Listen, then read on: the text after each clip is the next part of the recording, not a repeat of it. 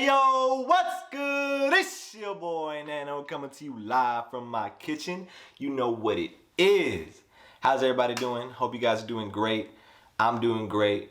Today we're gonna make some really good food. I love doing one pots. This is gonna be a one pot veggie mix where I do all kinds of veggies in one big pot. I did cook the potatoes separately just to kind of get them to cook fully. I boiled them for a little bit, then I added them in later on. And then on the side, I also made some lentils and quinoa. I boiled them as well with a little bit of salt, then I drained them. Nothing too fancy today, so just kind of keep it simple.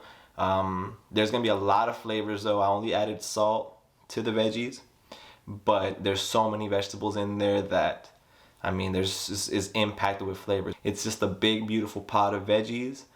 So follow me. All right, let's get started. So first we want to rinse the lentils and we want to put them aside, boil them with a little bit of salt while we continue to rinse all your other vegetables. It's important to rinse your vegetables just to kind of get any little dirt or dust or any kind of little particles, unwanted particles off your food.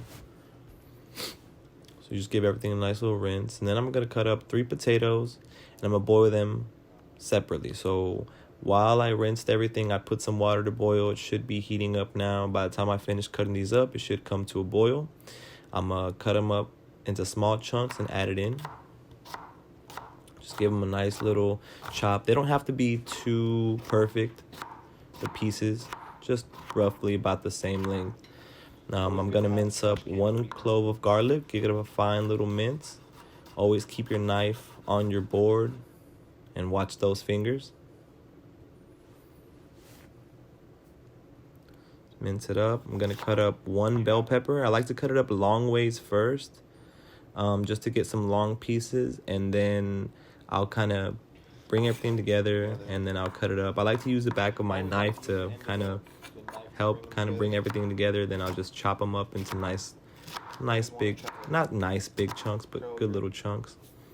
I'm going to cut up 2 jalapenos. Sometimes I'll add 3, sometimes I'll add 1, depending on who's all gonna eat and depending on the heat preference. I like my food a little spicy, so I always like to add a lot of jalapenos.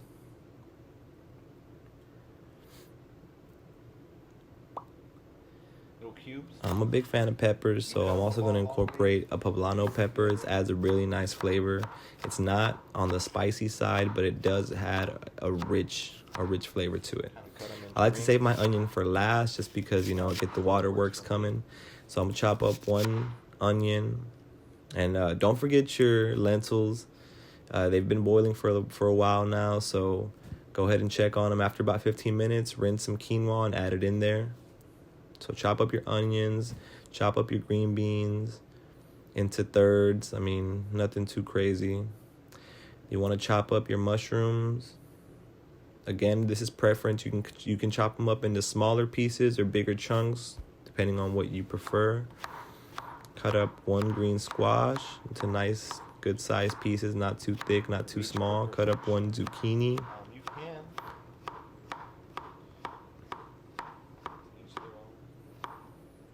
And then for the tomatoes, you're gonna cut up 3 or 4 tomatoes depending on the size. But look at this technique.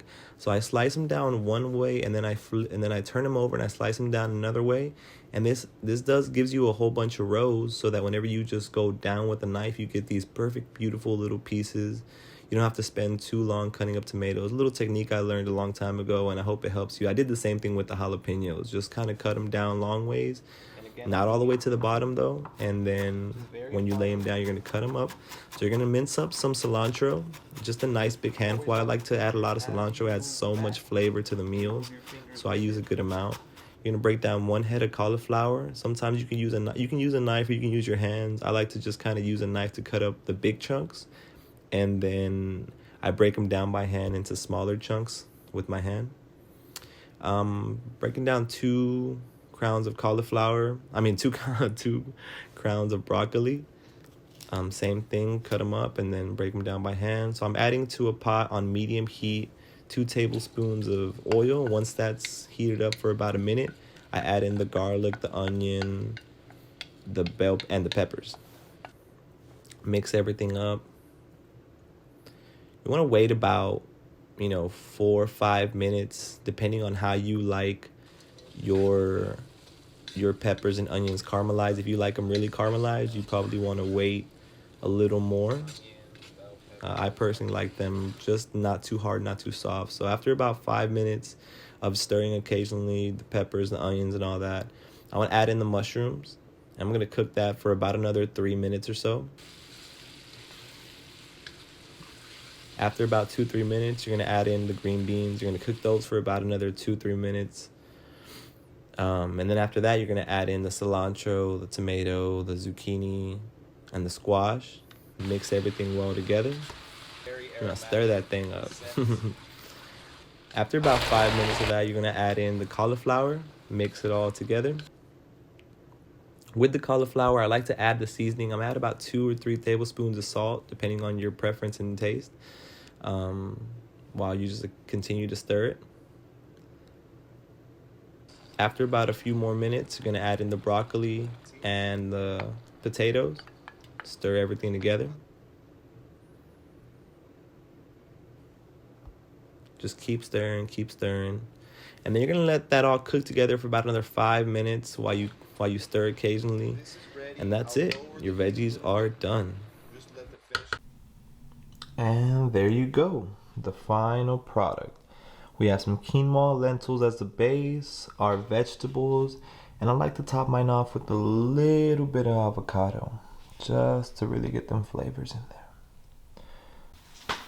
Hey yo, what's good everyone? I hope you guys enjoyed the video.